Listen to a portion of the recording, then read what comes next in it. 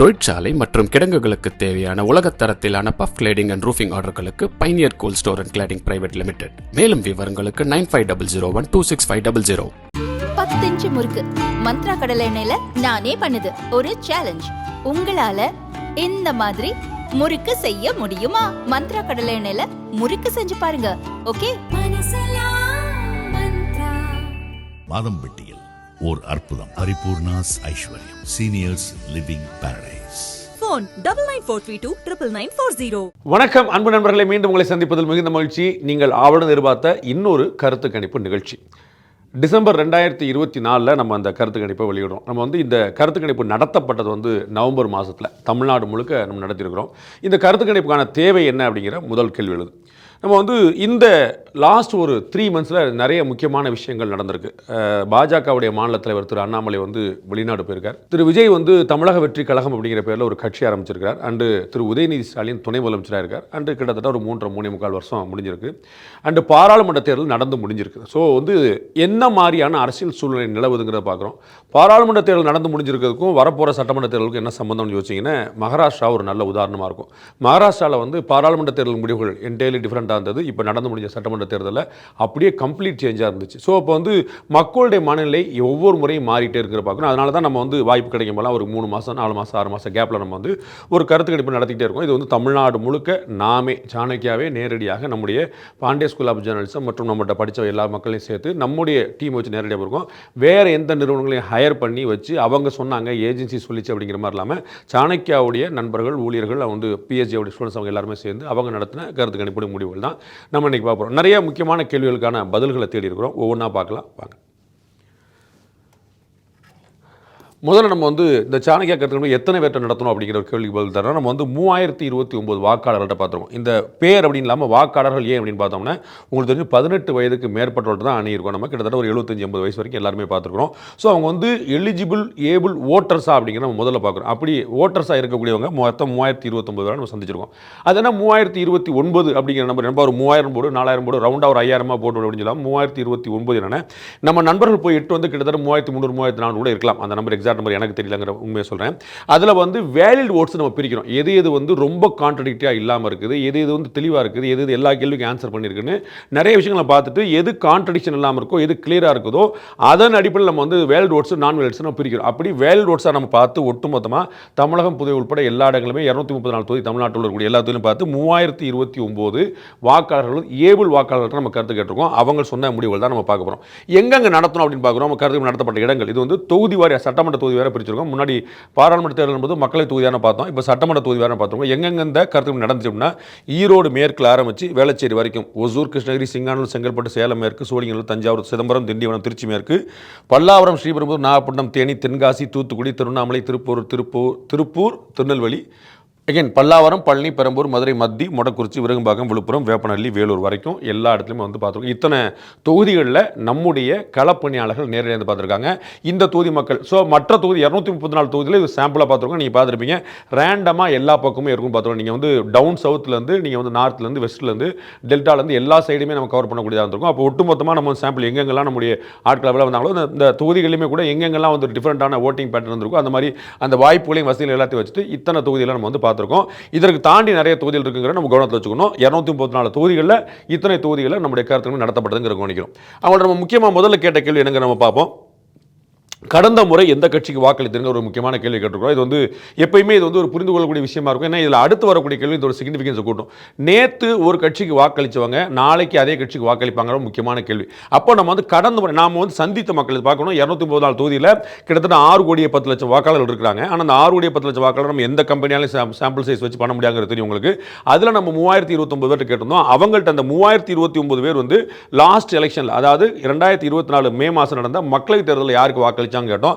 அந்த கேள்விக்கான பதில் மக்கள் சொல்லும்போது நாங்கள் கருத்து சொல்ல விருப்பம் இல்லை அப்படின்னு சொல்லிட்டு ஒரு 4% மக்கள் சொல்லியிருக்காங்க. நான் எந்த கருத்து சொல்லவங்க யாருக்கு போட்டோம்லாம் உன்ட்ட சொல்ல முடியாது அப்படின்னு தெளிவாக ஒரு 4% மக்கள் சொன்னாங்க. இல்லை பாஸ் தம்பி ஆர்வமாக கேட்குறீங்க நான் சொல்லிடுறேன் அப்படின்னு சொல்லி நாம் தமிழர் கட்சிக்கு நாங்கள் வாக்களிச்சோன்னு 13% மக்கள் சொல்லியிருக்காங்க. இந்த இடத்துல சின்னதாக புரிஞ்சுக்கணும். இந்த 13% மக்கள் நாம கேட்ட 3029 பேரில் உள்ள மக்கள், அதில் உள்ள 13%.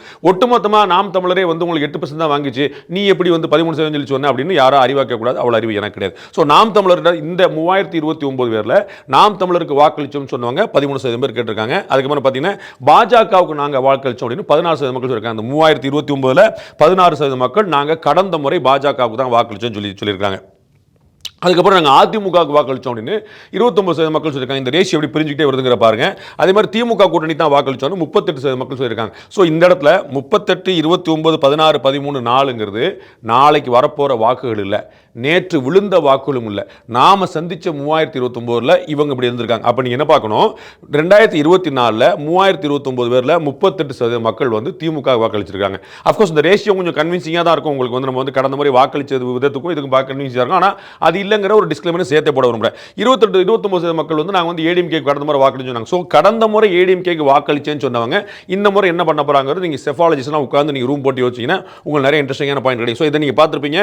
கூற விருப்பமில்லை 4%, நாம் தமிழர் 13%, பாஜக 16%, அதிமுக 29%, திமுக கூட்டணிக்கு 38% கடந்த முறை வாக்களிச்சு தான் மக்கள் சொல்லியிருந்தாங்க. அடுத்த நம்ம கேட்குற கேள்வி, அதே கட்சிக்கு திரும்ப வாக்களிப்பீங்களா? ஒரு முக்கியமான கேள்வி.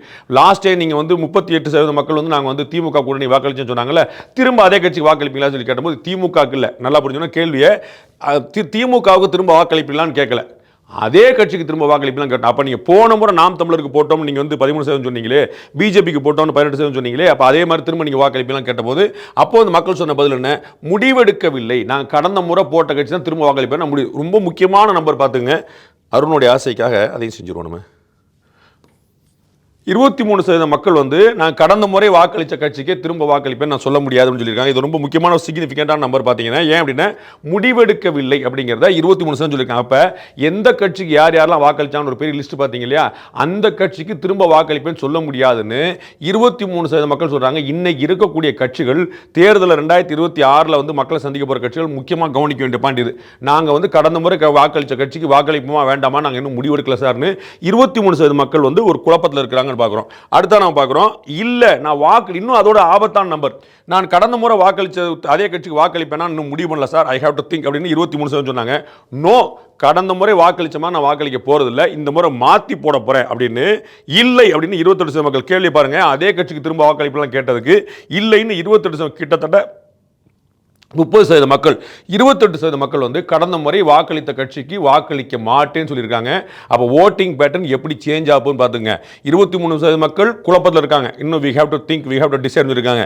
28% மக்கள் நோ சார், போன முறை தப்பு பண்ணிட்டேன், இந்த முறை மாற்றி போட போறேன். அது எந்த கட்சி தப்பு பண்ணிட்டோம் நீங்கள் எல்லாம் ஆசைக்கு வந்து திமுக சொல்றாங்களோ பாஜக சொல்றாங்களோ நாம் தமிழர் காலி பண்ணி யோசிக்காதீங்க.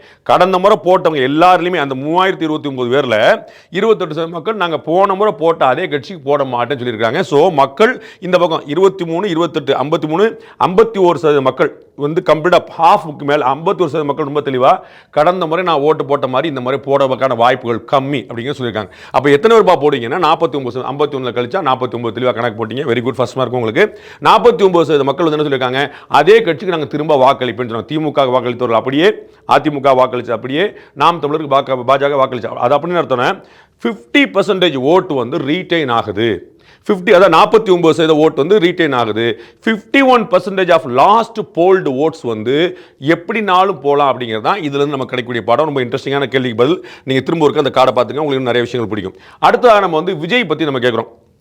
நடிகர் விஜய் வந்து கட்சி ஆரம்பித்து ஒரு பெரிய ஒரு அதிர்வலையில் ஏற்படுத்தினார். ஒரு கட்சி ஆரம்பித்தது, பேசுனது, வச்சது, அறிக்கையெல்லாம் வந்து ரொம்ப ஸ்லோவாக இருக்கிற மாதிரி இருக்குது. ஆனால் நான் ஸ்டெடியாக இருக்கிறேன் அப்படிங்கிறது, ஸ்லோ மட்டும் இல்லை ஸ்டெடி அப்படின்னு காட்டினது வந்து என்ன, நம்ம மாநாட்டில் வந்து அவர் காட்டிய கூட்டம் வந்து நிறைய பேர் வந்து அப்போல்லாம் அதெல்லாம் என்னங்க நாங்கள் பார்க்காத கூட்டமா அப்படின்னு சொல்லி அப்படி புறந்துட முடியாது.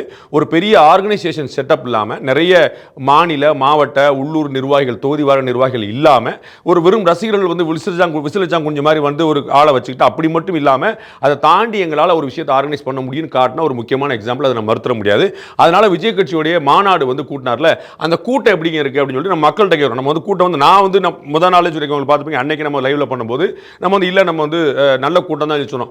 நிறைய பேர் இல்லைன்னு சொல்லி சொன்னாங்க. ஸோ மக்கள்கிட்ட கேட்குறோம், விஜய் வந்து மாநாடுனார்லங்க, அந்த மாநாட்டுக்கான கூட்டம் எப்படி இருக்குன்னு கேட்டோம். அப்போ மக்கள் நம்ம சொன்னாங்க, அதெல்லாம் ஒரு மேட்டரா சார், இது ஒரு கூட்டமா சார், நாங்கள்லாம் எவ்வளோ பார்த்துருக்கோம், மோசம் சார், கூட்டம்ல ஒன்றும் இல்லை, வெறும் காத்தாடி இருந்து வெறும் எம்டி சேர் எங்கள் தலையில் பார்த்துருப்பாங்க போல மக்கள். 12% மக்கள் வந்து ஒன்றுமே இல்லை சார், மோசமாக இருந்துச்சு, ஒன்று கூட்டம்லாம் ஒன்றும் விசேஷமா இல்லை சார், மாநாடுலாம் சொதப்பல் தான் சார் அப்படின்னு கருத்து சொல்லியிருக்காங்க. அதுக்கப்புறம் பார்த்தீங்கன்னா பரவாயில்லைங்க, பரவாயில்ல, ஏதோ பண்ண விஜய்ங்க ஒரு நடிகருங்க, அவெல்லாம் வருவாங்கல்ல, நல்ல நடிகரை பார்க்கறதுக்கு வருவாங்கல்ல அப்படின்னு ஒரு சதவீத மக்கள் வந்து 39% மக்கள் சொல்லியிருக்காங்க. நம்ம வந்து பார்த்தேன், அது வந்து பரவாயில்ல, ரொம்ப சூப்பர் ஆகாவாலாம் சொல்ல, பட் வந்து ஓகே பரவாயில்ல அப்படின்னு சொல்லியிருக்காங்க. மிச்சம் இருக்கக்கூடிய 49% மக்கள், நல்லா ஞாபகம் வச்சுக்கணும், திமுகவுக்கு வாக்களித்தவர்கள், அதிமுகவுக்கு வாக்களித்தவர்கள், பாஜக வாக்களித்தவர்கள், நாம் தமிழருக்கு வாக்களித்தவர்கள், யாருக்கு வாக்களிச்சேன்னு சொல்ல மாட்டேன்னு சொன்னவங்க அத்தனை பேருமே சேர்ந்து 49% மக்கள் 3029 கிட்டத்தட்ட 1600 பேர் வந்து சூப்பராக இருந்துச்சு. பாதி பேர் கிட்ட சொல்லியிருக்காங்க. அது ஞாபகம். அது வந்து விஜய் கட்சி மாநாடு சூப்பர். உடனே நீங்கள் வந்து விஜய் கட்சி இவ்வளோ ஓட்டா அப்படின்னு போயிடாங்க. இது வந்து விஜய் கட்சி மாநாடு இப்படி நினச்சிங்கிற கேள்விக்கான பதில் 49% மக்கள் மாநாடு சூப்பர் அசத்தல்னு சொல்லியிருக்காங்கன்னு பார்க்குறோம். அடுத்த நடிகர் விஜய் தொடர்பான இன்னொரு கேள்வி, மாநாட்டில் விஜய் பேச்சு எப்படி இருந்துச்சு? அவர் வந்து பியூட்டிஃபுல்லாக டெலிவரி பண்ணார். நீங்கள் பார்த்துருப்பீங்கல்ல, முதல்ல ஓப்பனிங்லேருந்து கடைசியில் க்ளோசிங் வரைக்கும் அப்படியே படத்தில் இந்த ட்விஸ்ட்டாக வர்ற மாதிரி விட்டுட்டு அவர் மைக்கில் நின்று, போடியத்தில் நின்று, நடுவில் நின்று, எல்லா இடத்துலையும் வந்து பார்த்து 2 மைக்கு கீழே வச்சுட்டு நன்றி சொல்லி அவர் ஃபுல் ஆக்ஷன் வந்து பண்ணியிருந்தார். அது நல்ல ஒரு ஸ்கிரிப்டடாக இருந்து நிறைய பேர் சொன்னால் கூட அந்த ஸ்கிரிப்டட் டெலிவரி பண்ணுறதுக்கு ஒரு ஸ்கில் வேணும். ஆனால் நம்ம வந்து பார்த்தோம் அந்த கிட்டத்தட்ட ஒரு 48 நிமிஷம் ஸ்பீச்சில் வந்து அவர் வந்து 2-3 அந்த கொள்கையில் படிக்கும் போது தான் பேப்பர் கஷ்டமான விஷயம் தானே.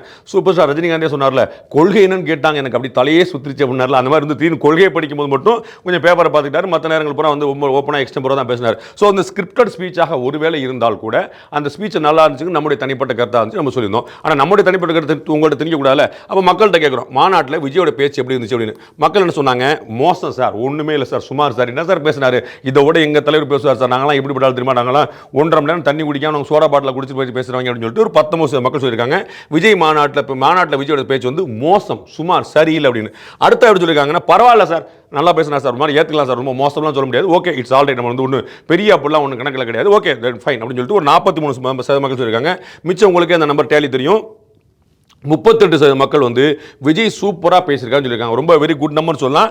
இதுவும் இது நீங்கள் சேர்த்து பார்க்கணும், புரிஞ்சுங்க. அவங்க கிட்டத்தட்ட 81% மக்கள் வந்து இந்த பக்கம் நிற்கிறான்னு போச்சுன்னா பரவாயில்ல, நல்லா இருந்துச்சு அப்படின்னா, மோசம்னு சொல்ல மாட்டேன், ரெட்டு கொடுக்க மாட்டேன்னு சொல்லிட்டு நடுவில் வந்து 43% மக்கள் ரொம்ப பாசிட்டிவாக வந்து சூப்பராக பேசுகிறாருன்னு ஒரு 38% மக்கள் கருதியிருக்கான்னு பார்க்கணும். So Vijay has created impact அப்படின்னு சொல்லலாம். அப்புறம் அந்த கேள்வி அடுத்து வச்சிருக்கோம் பாருங்க, விஜய் ஹஸ் கிரியேட்டட் இம்பாக்ட் அப்படிங்கிறது அதையும் வச்சிருக்கோம். இந்த பதில் பார்த்தீங்க, மாநாடு விஜய் பேச்சு அப்படிங்கிறதுக்கு அசத்தல் 38%, பரவாயில்ல 43%, மோசம் 19%. அடுத்து வந்து இந்த கேள்வி தான் முதல்ல சொன்ன, விஜய் கட்சி தாக்கத்தை ஏற்படுத்துமா? சார் மாநாடு வந்துருச்சு சூப்பர், கூட்டம் போட்டார் சூப்பர், நல்லா பேசிட்டார் சூப்பர், ஓகே. ஆனால் அதுக்கு ஒரு தாக்கம் ஏற்படுமா? 2026 சட்டமன்ற தேர்தல் நடக்கும் போது ஓட்டு போடணும்ல, அங்கே நாங்கள் நடப்போம்ல, அங்கே நாங்கள்லாம் கிங்கு தெரியும்ல, இங்கே விஜய் வருவார், பேசுவார், குத்திக்கர் நடிப்பார், எல்லாம் பண்ணுவார், ஆனால் ஓட்டு எங்கள் கையில் இருக்குன்னு சொல்லி சொல்லியிருக்காங்க. அப்போ வந்து விஜய் கட்சியோட தாக்கத்தை ஏற்படுத்துமா அப்படிங்கிற மக்கள்கிட்ட கேட்டோம். இந்த 3029 மக்கள் தமிழ்நாட்டில் சொல்லியிருக்காங்க, கூற விரும்பவில்லை, தெரியவில்லை, புரியவில்லை, நோ கமெண்ட்ஸ் எல்லாத்தையும் சேர்த்து சொன்னது பார்த்தீங்கன்னா, இப்போ வந்து கருத்து கூற விருப்பம் இல்லை அப்படின்னு ஒரு 4% மக்கள் சொல்லியிருக்காங்க. இந்த 4% மக்கள் யாருன்னு பார்த்தீங்கன்னா, எல்லாமே கருத்து கூற விரும்பவில்லை, கருத்து இல்லை, தெரியவில்லை, புரியவில்லை, சொல்றதுல அப்படிங்கிற மாதிரி சொல்லியிருக்காங்க. எல்லாமே சேர்ந்து வச்சுக்கோங்க. அடுத்தா நம்ம கேட்டிருந்தோம், விஜய் கட்சி தாக்கத்தை ஏற்படுத்துமா அப்படிங்கிற கேள்விக்கு பார்த்தீங்கன்னா, இல்லை, அது வந்து எந்த கட்சி எந்த தாக்கத்தையும் ஏற்படுத்தாதுங்க. Vijay cannot create an impact politically in 2026 election அப்படின்னு 25% மக்கள் சொல்லியிருக்காங்க. வந்து விஜய் வந்து அவருடைய கட்சி ஒரு தாக்கத்தை ஏற்படுத்தாது அப்படின்னு சொல்லிட்டு. அடுத்தா நம்ம பார்க்குறோம், தெரியல சார், நமக்கு வந்து அது வந்து வரலாம், வராமல் போகலாம், எப்படினாலும் இருக்கலாம். இந்த இடத்துல சின்ன ஸ்பிளிட் பாருங்க, நான் சொன்ன சின்ன கரெக்ஷன் கூட, கூற விருப்பம் I don't want to comment அப்படின்னு 4% மக்கள். தெரியல, எங்களால் முடிவெடுக்க முடியல சார், விஜய் வந்து ஷைன் பண்ணா இருக்கும்னு சொல்லிட்டு இந்த சின்ன வித்தியாசம், கூற விருப்பம் இல்லைங்கிறதுக்கும் இந்த தெரியவில்லைக்குமான அந்த வித்தியாசம் பிடிச்சுங்க. இல்லைங்க, இது வந்து என்னால் ஒரு சரியாக கணிக்க முடியலன்னு ஒரு 29% மக்கள் சொல்லியிருக்காங்க. அவர் வந்து எப்படிப்பட்ட ஒரு இம்பாக்ட்னாலும் கிரியேட் பண்ணலாம், நாளைக்கு வந்து ஒரு நல்ல பெரிய ஆள் ஆகிட்டார்னு அப்போ நாங்கள் சொல்லி தப்பாக கூடாது, அதனால் வந்து எங்களுக்கு தெரியல சார் அப்படின்னு சொல்லியிருக்காங்க. அடுத்தா நம்ம வந்து மக்கள்கிட்ட கேட்டு என்ன பார்க்குறோம், ஆமாம் அப்படின்னு, he will create an impact. விஜயோடைய பொலிட்டிக்கல் பார்ட்டி டிவிகே, தமிழக வெற்றி கழகம் வந்து ஒரு பொலிட்டிக்கல் இம்பாக்டை 2026 சட்டமன்றத்தில் கிரியேட் பண்ணணும்னு 42% மக்கள் சொல்லியிருக்காங்க. People are believing, trusting that Vijay can create an impact. இதை நீங்கள் இன்னும் சரியாக புரிஞ்சுக்கணும். இந்த இருக்கக்கூடிய இந்த 42% மக்கள்ங்கிறது வந்து நடிகர் விஜயோடைய வாக்கு கிடையாது, தமிழக வெற்றி கழகத்துக்கு விழப்போகிற வாக்கு கிடையாது. நீங்கள் படக்கணும் அப்படி தம் பண்ணிட்டு அப்போ 42% பாண்டே ஓவரா ஜால்ரா நினைக்கிறாப்பா, நீங்கள் அப்படி யோசிக்கக்கூடாது. இந்த 42% மக்கள் எல்லாருக்கும் வாக்களித்தவங்க இருக்காங்க இல்லையா, அவங்க வந்து அதிமுக, திமுக, பாஜகலாம் வாக்களித்தாங்க இல்லையா, அப்படி வாக்களித்தவர்களில் 42% மக்கள் வந்து விஜய் வந்து எங்க கூட போறாரா, இன்னொருத்தரோட போறாரான்னு தெரியாது, ஆனால் அவருடைய கட்சிக்கு ஒரு இம்பாக்ட் இருக்குங்க, அது நடக்கும்னு சொல்லியிருக்காங்க. ஸோ விஜய் கட்சி தாக்கத்தை ஏற்படுத்துமா என்ற கேள்விக்கு 42% மக்கள் ஆம் ஏற்படுத்தும் என்றும், 29% மக்கள் தெரியவில்லை என்றும், 25% மக்கள் இல்லை ஏற்படுத்தாது என்றும், கருத்து கூற விருப்பம் இல்லாமல் 4% மக்கள் சொல்லியிருக்காங்க பார்க்கிறோம். ஸோ அடுத்த நம்ம வந்து ஒரு முக்கியமான கேள்வி கேட்டோம், யாருடன் விஜய் கூட்டணி அமைக்க வேண்டும் பார்த்தா இந்த கேள்வி எவ்வளோ வந்து ஒரு குதர்க்கமான கேள்வி பாருங்கள். விஜய் தனித்து போட்டிடணுமா அப்படின்னு சொன்னால் விஜய் யாரும் கூட்டணி அமைக்கணும் அப்படி ட்ரிக்கியாக கேட்டு மக்களை வந்து அப்படி அமைக்கிறாங்க. அப்படி இல்லை. அதில் கேள்விக்கான பதில் நீங்கள் பாருங்கள், ரொம்ப பியூட்டிஃபுல்லாக இருக்கும். விஜய் வந்து கூட்டணி அமைக்கணுமா, நம்ம வந்து ஏன்னா இந்த கருத்து கணிப்பே நம்ம வந்து ஒரு கான்வர்சேஷன் பேட்டர்லாம் பண்ணோம். நம்ம வந்து ஒவ்வொருத்தராக கேட்க அவர்கிட்ட வந்து டிக் பண்ணுங்க, அவர்கிட்ட வந்து ஓட்டு போடுங்க, பேலட் பேப்பர் வச்சுருங்க, அந்த மாதிரிலாம் பண்ணலாம். நம்ம வந்து ஒரு மூடு மேப்பிங்கிற முறையில் நம்ம வந்து ஒருத்தர் பேசி ஒவ்வொருத்தரையுமே we spend at least 20 minutes per person. ஒரு ஆள்கிட்ட ஒரு 20 நிமிஷமாக பேசி அவங்கள்ட்ட வந்து கிட்டத்தட்ட ஒரு 17-18 கேள்விகள் கேட்டு அந்த கேள்விகளுக்கான பதிலை கேட்டு அந்த பதிலுக்கான கன்விக்ஷன் இருக்குதா அப்படிங்கிறத பார்த்துட்டு அந்த மாதிரி தான் பண்ணியிருக்கோம். ஸோ அந்த மாதிரி பார்க்கும்போது விஜய் வந்து யார்கிட்ட கூட்டணி அமைக்கணுங்கிற கேள்வி எப்படி வருதுன்னு, கூட்டணி அமைக்கணுமா, தனித்து போடணுமா, கூட்டணி அமைச்சா யாரும் கூட்டணி அமைக்கணும், அவங்களோட எல்லா இடத்தையும் கேட்கணும். அப்போ வந்து ஒரு கான்வர்சேஷன் தான் கொண்டு போயிட்டு விஜய் இம்பாக்ட் கிரியேட் பண்ணுவாரா, விஜயோட கூட்டம் பார்த்தீங்களா, விஜயோட பேச்சு கவனிச்சிங்களா, எல்லாத்தையும் கேட்டு சரிங்க விஜய் வந்து யாரோட கூட்டணி வைக்கணும்னு நினைக்கிறீங்கன்னு கேட்டோம். அதுக்கு வந்து மக்கள் சொன்ன பதில் என்ன, கருத்து கூற விருப்பமில்லை, அவர் கூட்டணி அமைக்கிறார், அமைக்காமல் போகிறார், இதான் எனக்கு வேலையா அப்படின்னு ஒரு சில மக்கள் சொல்லியிருக்காங்க. அவர் விடுதலை சிறுத்தைகளோட கூட்டணி வச்சா நல்லா இருக்கும் சார் அப்படின்னு 5 மக்கள் சொல்லியிருக்காங்க. நீங்கள் கவனிச்சிருப்பீங்க, திரு அம்பேத்கர் பற்றி திரு விஜய் அவர்கள் பேசும்போது வந்து ஒரு கொள்கை தலைவர்கள் ஒருத்தர் லிஸ்ட் பண்ணிட்டே வராரு. லிஸ்ட் பண்ணிட்டே வரும்போது திரு அம்பேத்கரை குறிப்பிட்டார். அம்பேத்கர் எங்களுடைய கொள்கை தலைவர்னு சொல்லும்போது நிறைய கைதட்டு விழுந்துங்கிற பார்த்தோம். அப்போ பட்டியலின மக்கள் நிறைய பேர் வந்து ஃபேன் ஃபாலோயிங் இருக்குது அண்ட் அந்த ஏரியாவும் வந்து அவர்கள் நிறைய இருக்கக்கூடிய பகுதிங்கனால அந்த இடத்துல ஒரு நல்ல அப்ளாஸ் இருந்துச்சு. அதனால அங்கே ஓட்டு போட்டவங்க கூட சொல்லியிருக்கலாம். இது கவனிக்க வேண்டிய ஒரு பாயிண்ட். 5% மக்கள் திரு விஜய் அவர்கள் தாவேகா கட்சி விசிகாவோட கூட்டணி அமைச்சா நல்லா இருக்கும்னு சொல்லியிருக்காங்க. அடுத்ததா வந்து நாம் தமிழரோட கூட்டணி அமைச்சா எப்படி இருக்கு பாருங்க. அங்கே அந்த வண்டி எங்கே போயிட்டு இருக்கு, இந்த வண்டி எங்கே போயிட்டு இருக்குன்னு பாருங்க. அவங்க 2 பேரும் வந்து அண்ணன் என்ன சொல்லிவிட்டார் சீமான், ஒன்று லெஃப்ட்டில் போய் இல்லாட்டி ரைட்டில் போ, நடுவில் லாரி அடிச்சு சுற்றி போயிடுவாங்க, நல்லா கொண்டு போயிட்டார். அவ்வளோ தூரம் போயிடுச்சு மோசமாக வந்து அந்த மாநாட்டுக்கு பிறகு தான். ஆனால் மக்கள் என்ன கருதுறாங்க, நாம் தமிழர் சீமானும் விஜய் சேர்ந்தால் லாஜிக்கலாக இருக்கும், ஒரு கன்வின்சிங் இருக்கும், கரெக்டாக இருக்கும், பாடு அந்த ஜோடி பொருத்தம் ரொம்ப நல்லா இருக்குது அப்படின்னு. அப்படி தான் இருந்துச்சு அந்த ஜோடி. இடையில வந்து கல்யாணத்துக்கு முன்னாடி டைவர்ஸ் ஆகி போச்சுன்னு வச்சுக்கோங்களேன். ஸோ அந்த நாம் தமிழருங்கிறது 11% மக்கள் வந்து திரு விஜய் சீமானோட கூட்டணி அமைத்தால் நல்லா இருக்கும் அப்படின்னு ஒரு 11% மக்கள் சொல்லியிருக்காங்க. அதிமுகவோட கூட்டணி அமைச்சா சூப்பருங்க அப்படின்னு 28% மக்கள் சொல்லியிருக்காங்க. ஏடிஎம்கே தான் எங்களுக்கு பெஸ்ட் சாய்ஸ் அப்படின்னு. இதில் நல்லா புரிஞ்சுக்கணும், இந்த கருத்து சொன்னவங்க வந்து 3029 சொல்லியிருக்காங்க. அந்த 3029 பேரும் விஜயோடைய வாக்காளர்கள் கிடையாது. அவங்க எல்லாம் கடந்த முறை வேற ஒரு கட்சிக்கு வாக்களிச்சவங்க, நாளைக்கு வேற யார் கட்சிக்கு வாக்களிக்கலாம். அவங்கள்ட்ட வந்து நம்ம கருத்தாக கேட்கணும், விஜய் வந்து யாரோட போகணும். அப்போ வந்து மாற்றி மாற்றி சொல்றாங்கன்னு பார்க்குறோம். விசிகாவோட 5%, நாம் தமிழர் 11%, அதிமுக கூட போகணும்னு 28% மக்கள் சொல்லியிருக்காங்க. அதிமுக விஜய் கூட்டணி சேர்ந்தா ரொம்ப நல்லா இருக்கணும். அதுதான் அதிமுக நினைக்கணும் வச்சுக்கோங்களேன். அவர் எப்படியாவது கூட்டணி போடணும். அண்ணன் எடப்பாடி வந்து சேலத்தில் பேசும்போது கூட சொல்லியிருக்காரு, அவர் தலைமையில் கூட்டணி வந்திருக்காங்க வந்து நாம வந்து கடுமையான கூட்டணி அமையும் சொல்லியிருக்காரு. எந்த கூட்டணி சொல்ல யாரோட சொல்ல, நாங்கள் ஒரு வலுவான கூட்டணி அமைப்போம். 2024 நடந்த விஷயங்கள் கிடையாது, 2024 பெரிய கணக்கு போட்டுக்கோங்க. அவங்க பெருசாக குறிவிக்கிறது யாருன்னு பார்த்தீங்கன்னா அதிமுக பெருசாக குறி வைக்கிறது வந்து விஜய் தான். அது வந்து அங்கே தான் அவர் குறி வைக்கிறாரு. ஸோ வந்து அந்த கூட்டணிக்கான வாய்ப்பு இருக்குதாங்கிற ஒரு $1 மில்லியன் கேள்வி. பட் 28% மக்கள் என்ன சொல்லிட்டாங்க, அதிமுகவோட விஜய் கூட்டணி அமைச்சா நல்லா இருக்கும்னு சொல்லியிருக்காங்க. அப்புறம் மிச்சம் பேர் என்னப்பா சொன்னாங்க. ஸோ அடுத்த மக்கள் என்ன சொல்லியிருக்காங்க, தனித்து போட்டி. நீங்கள் என்ன எதிர்பார்த்துருப்பீங்க சார், அதிமுக சொல்லிட்டீங்க, நாம் தமிழர் சொல்லிட்டீங்க, வீசுகிற மக்கள் எவ்வளோ புத்திசாலி பாருங்க. அப்போ இந்த இடத்துல ஒரு பாஜக பேரை போடு, இந்த இடத்துல ஒரு திமுக பேரை போடு அப்படின்னு சொல்லி சொல்லாமல் இல்லை. அவங்க தெரிஞ்சிருக்காங்க திமுக கூட அவர் போக மாட்டார், இல்லாட்டி போக வேண்டாம், பாஜக கூட அவர் போக மாட்டார். ஏன்னா அவர் சொல்லிட்டார்ல, என்னுடைய கொள்கை எதிரி அரசியல். நல்லா புரிஞ்சுக்கணும், இந்த கேள்வியில் ஏன் இந்த 2 ஆப்ஷன் இல்லைங்கிறது யோசிக்கணும். பாஜக பேர் இல்லை, பாஜக கூட கூட அவங்களுக்கு கசக்குதா, திமுக பேர் ஏன் இல்லைன்னு யோசிக்கூடாது. திமுக வந்து அவர் குடும்ப ஆட்சிங்கிற பேரில் நீங்கள் மக்களை சுரண்டுறீங்க, எல்லாம் திராவிட மாடல்ங்கிற பேரில் மக்கள் சுரண்டுங்கன்னு சொல்லிட்டார். ஸோ திமுக கூட்டணி சேரக்கான வாய்ப்பு இல்லை. எங்களுடைய சித்தாந்த ரீதியான எதிரிகள் அப்படின்னு சொல்லிட்டு பாஜக சொல்றாங்க. அதனால அதுதான் வாய்ப்பு இல்லை. அப்ப என்னன்னு பார்த்தீங்கன்னா, பாஜக வந்து கூட்டணியில் இல்லை, திமுக வந்து கூட்டணிக்கான வாய்ப்பில் இல்லை. ஆனால் என்ன வந்திருக்கு, தனித்து போட்டியிடணும்னு 55% மக்கள் சொல்லியிருக்காங்க. ரொம்ப முக்கியமான பாயிண்ட் பார்க்கணும்னா, இதில் வந்து 28% பேர் அதிமுக சொல்கிறாங்க, நாம் தமிழர் 11 பேர் சொல்கிறாங்க. ஆனால் தனித்து தான் போட்டியிடணும் அப்படின்னு 55% மக்கள் சொல்லியிருக்கிறத பார்க்குறோம். ரொம்ப முக்கியமான ஒரு கவனிக்க வேண்டிய விஷயமா பார்க்குறோம். 55 மக்கள், அதாவது இதில் வந்து விஜய் யாரோட போகணும் அப்படிங்கிற கேள்விக்கு அறுதி பெருமை இது வரைக்கும் நம்ம பார்த்த நம்பர்ஸ்லேயே அதிகமாக 50% மேலே 49 வரைக்கும் நம்ம பார்த்துருக்கோம். ஆனால் 55% வந்து இதான் ஃபர்ஸ்ட் டைம் நான் பார்க்குறேன். என்ன சொல்லியிருக்காங்க, அவர் தனித்து தாங்க போட்டின்னு. தனித்து போட்டி அப்படிங்கிற சென்ஸ்லேயே 2 இருக்குது. ஒன்று தனித்து தான் போட்டியிடணும், இன்னொன்று தனித்து தான் போட்டியிடுவார். அந்த 2 எதிர்பார்ப்புமே இருக்குன்னு பார்க்குறோம். 55% மக்கள் நடிகர் விஜயுடைய தமிழக வெற்றி கழகம் வந்து தனித்து போட்டியிடுங்கிற கருத்தை பதிவு பண்ணியிருக்காங்க. அடுத்த நம்ம முக்கியமான கேள்வி, விஜய் கட்சிக்கு ஓட்டு போடுவீங்களா? அதெல்லாம் விடுங்க பாஸ், முதல்ல ஓட்டு போடுவீங்களா சொல்லுங்க. தாக்கத்தை ஏற்படுத்துமா, நல்லா பேசினாரா, மாநாடு போனார், எல்லாம் சொல்லி முடிச்சிட்டீங்க. இப்போ வாங்க விஜய் கட்சிக்கு ஓட்டு போடுவீங்களா அப்படின்னு அந்த கேள்விக்கு பளிச்சுன்னு ஒரு கேள்வி கேட்டோம். அவங்க சொல்றாங்க, ஆமாங்க ஓட்டு போட போறோம், இந்த முறை எங்களுடைய ஓட்டு இளைய தளபதி விஜய்க்கு தான். இளைய தளபதி சொல்லாம தெரியல, தளபதினு சொல்லணும்னு சொல்லிட்டாங்க. நிறைய விஷயங்கள் இருக்கு. ஓகே, ஸோ வந்து ஆம் நாங்கள் வந்து விஜய்க்கு தான் ஓட்டு போடுவோம்னு 25% மக்கள் சொல்லியிருக்காங்க. நம்ம கேட்டால் 3029 பேர்ல. அடுத்த நம்ம பார்க்குறோம், முடிவெடுக்கவில்லை yet to decide 33% பேர். இதில் இன்னும் முக்கியமாக கவனிக்க வேண்டிய விஷயம் இருக்குது பார்த்துங்க. முடிவெடுக்கவில்லைன்னு 33% மக்கள் சொல்லியிருக்கிறாங்கன்னு இவர்கள் ஓட்டு போட்டாலும் ஆச்சரியப்படுறதுக்குல. இந்த நம்பர் இருக்குது பார்த்தீங்களா, இந்த நம்பர் நேராக இங்கே வந்து சேர்ந்தாலும் சேர்ந்துடலாம். இந்த 25ம் இந்த 33 சேர்ந்துட்டா ஆச்சரியப்படுறதுல 58%. நீங்கள் வந்து ஓவராக திங்க் பண்ணுற மாதிரி தெரியும். பட் இதோட சென்ஸ் தான். நீங்கள் செஃபாலஜிக்கலாக நீங்கள் யோசிச்சிங்கன்னா முடிவெடுக்கவில்லை அப்படிங்கிறது கலர் காவி கலரில் இருந்தாலும் காவி கலர்னு நினைச்சிடக்கூடாது. இது இந்த பக்கம் போகும் அந்த பக்கம் போகும்னு நீங்கள் புரிஞ்சுக்கணும். அவங்க வந்து ஆமான்னு 25% மக்கள் சொல்லிட்டாங்க தெளிவாக. நாங்கள் வந்து விஜய் கட்சிக்கு ஓட்டு போடுற பிளானில் இருக்கிறோம், ஓட்டு போடலாம், அதில் என்னங்க தப்பு கிடையாது, ஒன்றும் பிரச்சனை சொல்லியிருக்காங்க. முடிவெடுக்கவில்லைன்னு 33% மக்கள் சொல்லியிருக்காங்க. அப்போ வந்து அவங்க முடிவு எடுத்தாங்கன்னா அந்த முடிவு எந்த பக்கம்னாலும் போகலாங்கன்னு சேர்ந்து பார்க்கணும். அது இந்த பக்கம் போலாதுக்கான வாய்ப்புகள் இருக்குதுன்னு நம்ம கவனிக்கிறோம். அடுத்தா பாருங்க, இல்லை நாங்கள் விஜய் கட்சிக்கு ஓட்டு போட மாட்டோம் அப்படின்னு ரெட் லைட் போட்டு ஒரு 42% மக்கள் இருக்காங்க. ஸோ நீங்கள் அந்த 3029 பிரிச்சுட்டு அப்படியே அந்த 6 கோடி 10 லட்சத்தை யோசிச்சிங்கன்னா ஹாஃப் ஆஃப் த பாப்புலேஷன் வந்து இல்லை அவருக்கு ஓட்டு போட முடிவு பண்ணியிருக்கு. 42%.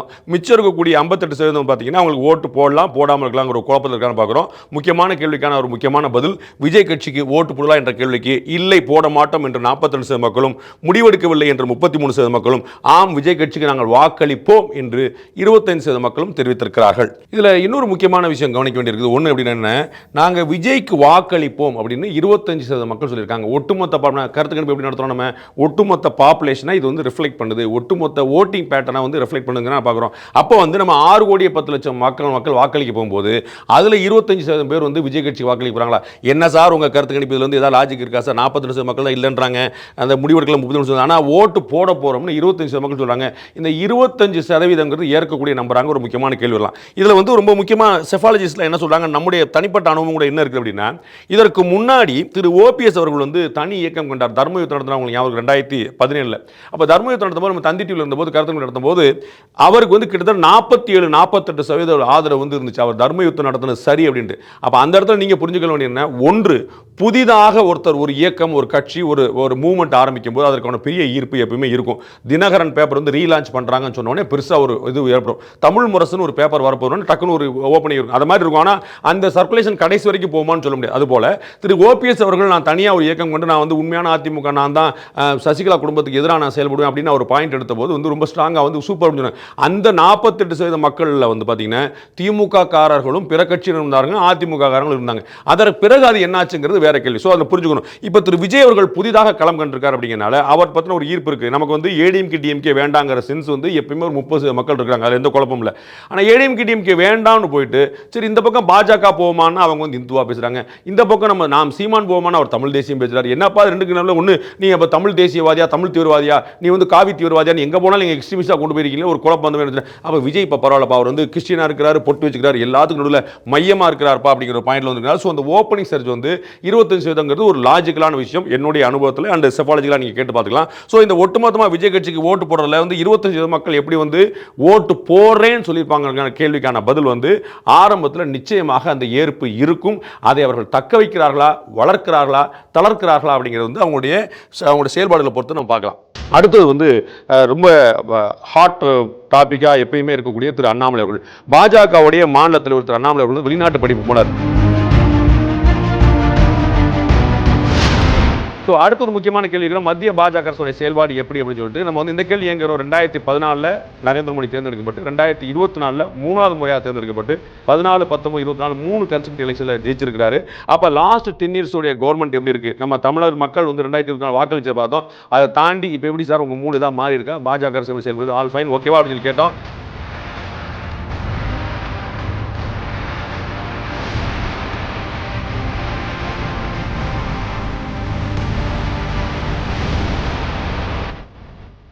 மோடியை மட்டும் சேர்த்துக்கலாம் சார், பிஜேபி சேர்க்கணும், இப்படிலாம் ஒரு பெரிய குரூப் பார்க்குறோம். ஸோ பிரதமர் மோடி ஸ்பெசிஃபிக்காக கேட்டோம் சார், நீ அதெல்லாம் விடுங்க சார், மோடி எப்படி செயல்படுறாரு அதை சொல்லுங்க சார் அப்படின்னு.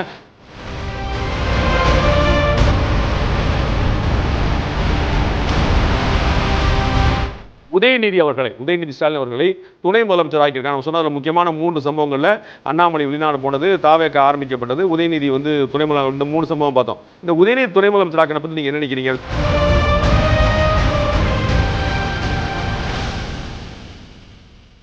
அது உங்களுக்கு பிடிச்சிருக்கு பிடிக்கல அப்புறம் விட்டுருங்க. துணை முதலமைச்சர் ஆயிட்டாரு, அதுக்கப்புறம் செயல்பாடு எப்படி இருக்கு? அதுக்கான திமுக நம்ம வந்து பாஜகவுக்கு நரேந்திர மோடி பார்த்தோம்ல, அதே மாதிரி திமுகவுக்கும் ஸ்டாலின் ஒரு சின்ன வித்தியாசம் பார்க்குறோம். திமுக வந்து ஓகேங்க, தமிழக முதலமைச்சர் ஸ்டாலினோட செயல்பாடு எப்படி இருக்கு, சிஎம் அவரோட செயல்பாடு இதான் $1 மில்லியன் எல்லாருமே எதிர்பார்த்துட்டே இருந்தது.